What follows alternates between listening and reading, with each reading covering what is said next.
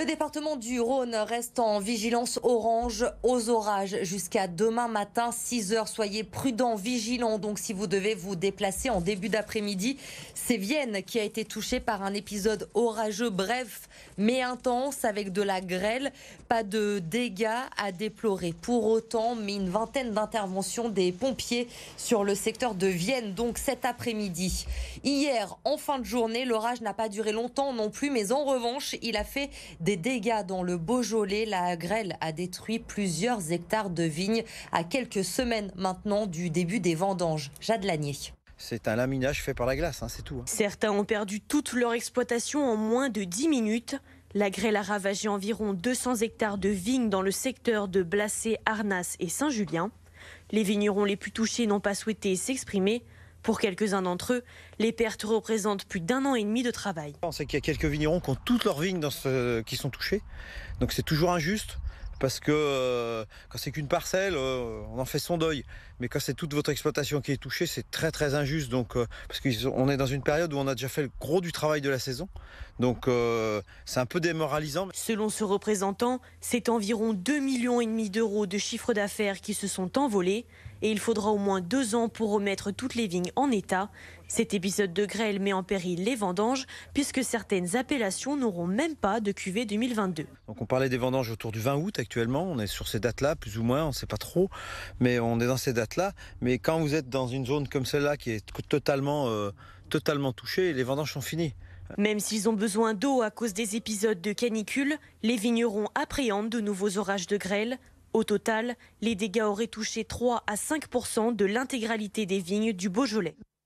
En bref, cette information, une petite fille de 11 mois est morte ce mercredi après avoir été retrouvée inconsciente dans une crèche à Lyon, indique le parquet à BFM Lyon ce soir, confirmant une information de nos confrères du Progrès. Les sapeurs-pompiers ont été appelés vers 8 h hier matin dans cette crèche du 3e arrondissement. L'enfant a été transporté en urgence absolue à l'hôpital femme-mère-enfant de Bron. Les soignants n'ont pas pu le réanimer. Une enquête a été ouverte pour homicide involontaire, a indiqué le parquet. Les premiers éléments recueillis laissent penser que le nourrisson aurait ingéré un produit toxique. L'enquête doit désormais déterminer dans quelles circonstances la petite fille a pu accéder à ces produits au sein de la crèche. Il n'était plus fabriqué depuis 2019, mais l'an dernier, pour sauver un jeune patient de 15 ans, les hospices civils de Lyon ont relancé la fabrication de fumagiline. Depuis, 26 patients en ont bénéficié. Stéphanie De Silgui et Clémence Delarbre. Greffée d'un rein en 2017, 5 ans plus tard, Sofiane souffre de très forts maux de ventre. Déshydratation, perte de poids, les médecins lui diagnostiquent un parasite intestinal. Seule solution pour le soigner, la fumagiline, un médicament qui avait presque totalement disparu. C'est long 2 semaines à l'hôpital juste pour tester un médicament.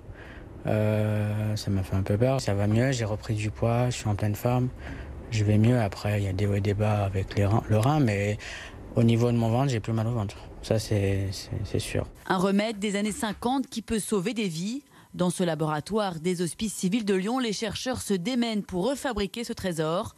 Problème, les stocks devraient rapidement s'épuiser. Avec les 300 grammes ramenés de Hongrie, 200 patients pourront être ainsi guéris, pas plus.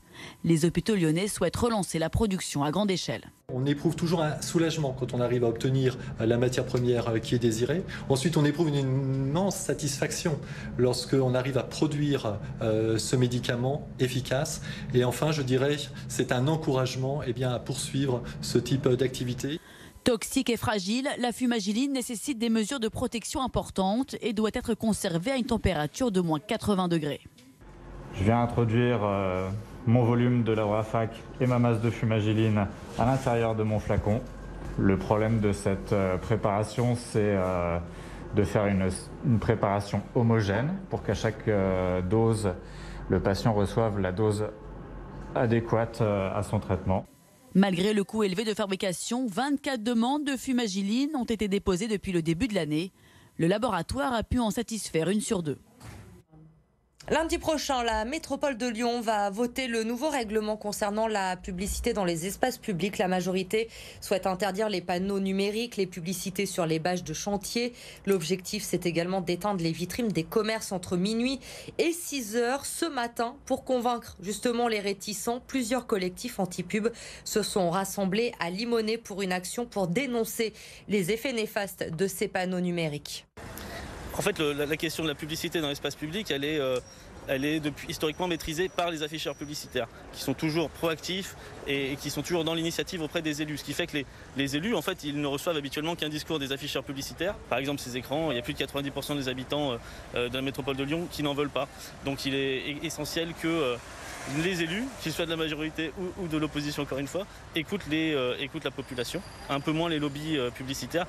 Et depuis 2017, nos organisations elles se donnent le rôle de donner un écho public à ces enjeux. Et c'est pour ça qu'aujourd'hui, nous, on interpelle les élus. Et lundi, on rendra public, on mettra en avant les votes qu'ils feront. C'est devenu un rendez-vous incontournable pour les passionnés de cuisine à Lyon. La 6e édition du Lyon Street Food Festival débute ce soir sur le site des anciennes usines Fagerbrand dans le 7e arrondissement. Lauriane Pellao est sur place pour BFM Lyon. Coup d'envoi du Lyon Street Food Festival, l'occasion de découvrir des petites barquettes de nourriture gastronomique. 200 recettes différentes provenant du monde entier seront proposées dans les stands. Portugal, Asie, Pays Basque notamment. Et de grands chefs étoilés sont présents sur les 4 jours de ce festival pour faire découvrir des plats à petit prix, comme Thierry Marx avec qui je me trouve en ce moment. Alors, qu'est-ce que vous nous préparez de bon pour ce soir ? Ce soir, on a du saumon avec de l'algue marine bretonne et un riz très très asiatique parce que j'adore les deux cultures, la culture française, la gastronomie française, mais aussi la gastronomie japonaise.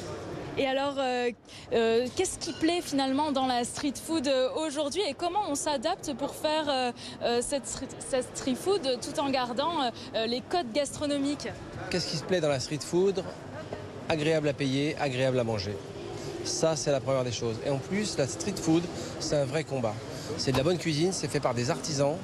Et l'intérêt, c'est de faire reculer, finalement, l'industrialisation de notre cuisine. Je vous remercie Thierry Marx. En tout cas, tout ce qui est ici sur ce stand a l'air délicieux.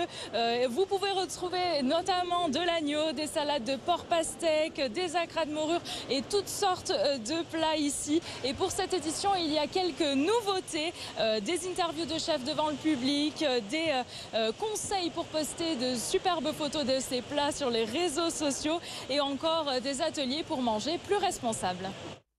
L'autre événement ce week-end, ça va se passer à Dessines, cette fois au Groupama Stadium, plus précisément avec le concert d'Indochine. Samedi soir, une scène à 360 degrés, une tour de plus de 40 mètres et 73 000 spectateurs attendus. C'est tout simplement un record pour le stade. Victoria Garnier.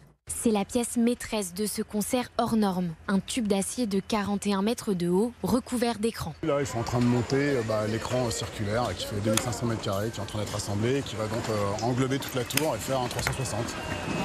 Les artistes ont choisi une scène centrale pour leur tournée et ce n'est pas un hasard. C'était l'idée de Nicolas Sirkis, en fait, c'était de faire une scène centrale. Pour que chaque spectateur puisse voir exactement la même chose, entendre la même chose, parce que tout est intégré à l'intérieur, le son, la lumière, et la vidéo fait tout le tour. Du coup, chacun dans le stade verra et entendra la même chose, qu'il soit dans les gradins en bas ou dans les gradins en haut. L'installation de cette scène mobilise des centaines de techniciens depuis lundi, 24 heures sur 24. Tout doit être prêt pour accueillir les 73 000 spectateurs attendus ce samedi. Un enjeu de taille pour les équipes du stade qui multiplient les grands événements ces dernières années. On a été obligé effectivement de monter une équipe avec des compétences spécifiques. Quand on organise un concert, on n'est pas sur un match de foot. On est là pour accueillir des producteurs qui viennent de tout horizon avec des scènes totalement différentes. Donc il faut être énormément à leur écoute. On a été le seul stade en province à avoir 160 000 spectateurs en 3 jours pour Ed Sheeran. Là, on a été choisi pour avoir la captation de la tournée Indochine. Donc c'est aussi une première mondiale. Donc je crois vraiment qu'on a développé ces compétences. Après son concert, le groupe Indochine prendra la direction de Lille pour 2 autres dates.